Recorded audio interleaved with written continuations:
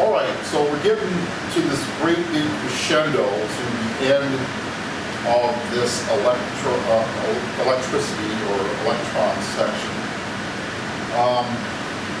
So the quantum numbers we talked about before in the first 3 videos or lessons, in that they are numbers in a rather complex equation that we have been able to sift through to get the basic ideas behind. And from the numbers that are associated with the 4 variables that we call the quantum numbers, we're able to get a prediction based upon that. So, let's take a look at how this works. First of all, let's identify the 4 quantum numbers. N, L, M, and S. Now these quantum numbers, or variables, represent different things. This is known as the principal quantum number, which I have on the script. But numerically, numerically, they're based upon the levels at which the electrons are found. And you're going to need your periodic chart in this explanation here and final answers that you get. So let's refresh our memory on how we came up. The levels are found in the rows for these 2 groups of columns, the left 2 and the right 6. The levels are found 1 row late for these, so in other words, this is found in the 4th row, but they should have been in the 3rd row, so because they are 3rd level, so they're 1 row late. And these 2 elements right here go in this slot right here, and the remaining 14 elements here are in the bottom. They are 2 rows late. They're what we call the F electrons. And so like lanthanum here goes up here, and the cerium follows that right here, and all these just kind of wedging right here. So row 6, but these are 4 level electrons. So these describe the size of the level.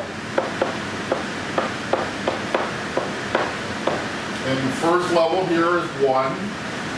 So this is N equals 1, 2, 3, and so on, all the way up to the highest level we can get. Right now we have 7, but there's rumors that we're about to get an 8th level here before too long. The L, which we call the secondary or angular momentum quantum number, describes the shape of the orbital or path. Orbital and path mean the same thing. And we say that L has the numbers 0, 1, 2, and so on, up to the 1 less than the level number that it's found in. And what we have found up to this point is that 0 represents the sphere, 1 represents the 3-dimensional figure 8.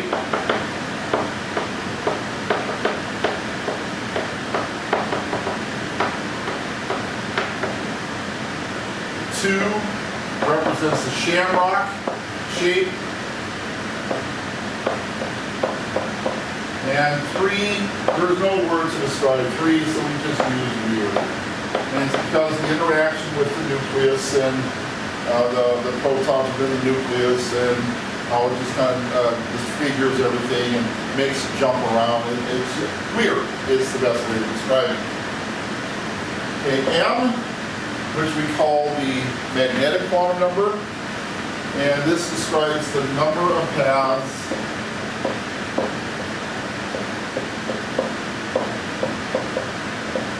that a shape has.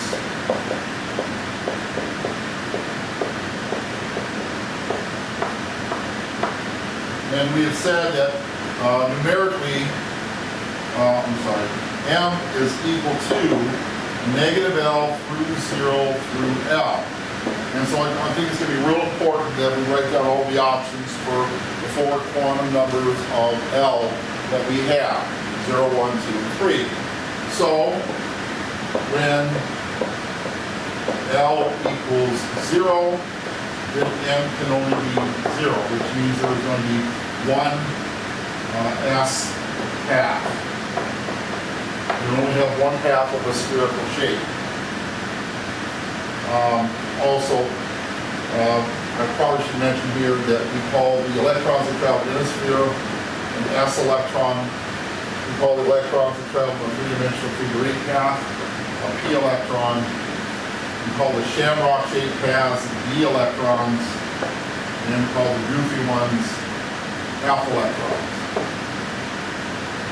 Okay, so for these right here, there's one spherical path for every level. And the first shape path in every level will always be that S. 1S or 2S or 3S, depending on what level you're looking at.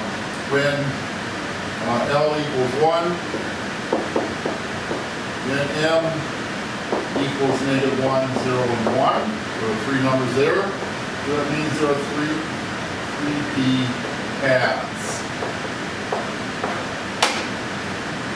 So every time you have a value of 1, you can have as many as 3, or as few as 1 P path.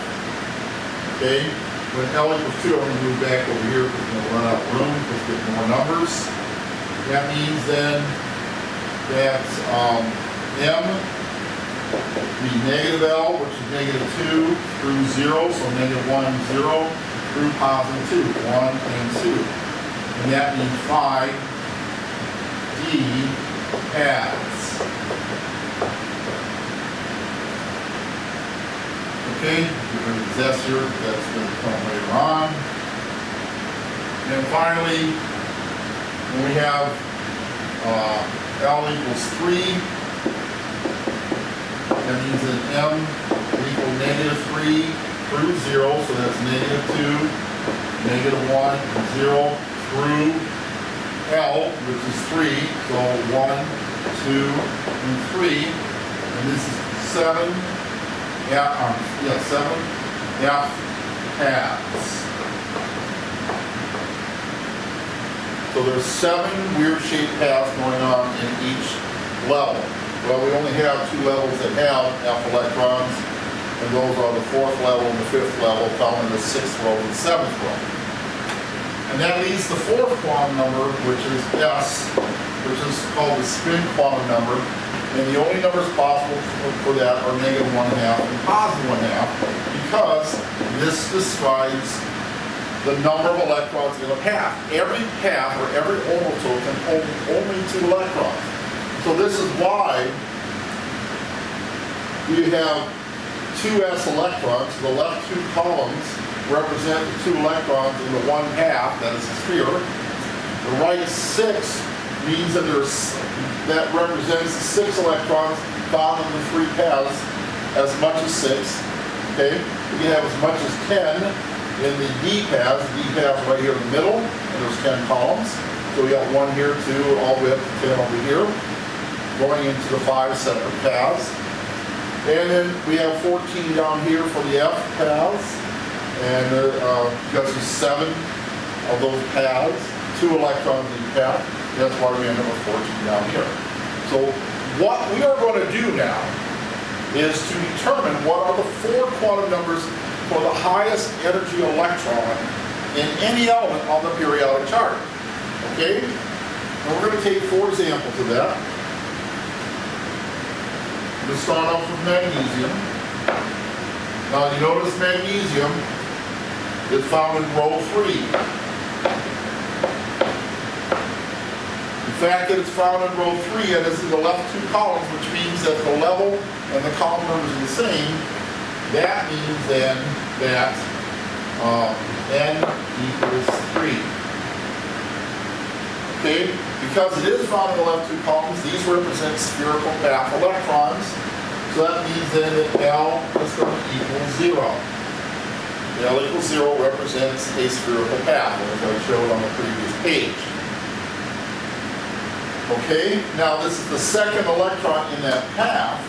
Well, first of all, there's only 1 spherical path. I'm jumping the gun here. So that means M is 0. That's the only possible number to be. Negative L through 0 through positive L means negative 0 through 0 through positive 0, which is just 0. So there's only 1 sphere per level. So that is represented by the number 0, not 1. It's represented by the number 0. And since magnesium is represented by the second column, that means it's the second electron in that half. The first one is negative 1/2, the second one is positive 1/2, so this is positive 1/2. So those are the 4 quantum numbers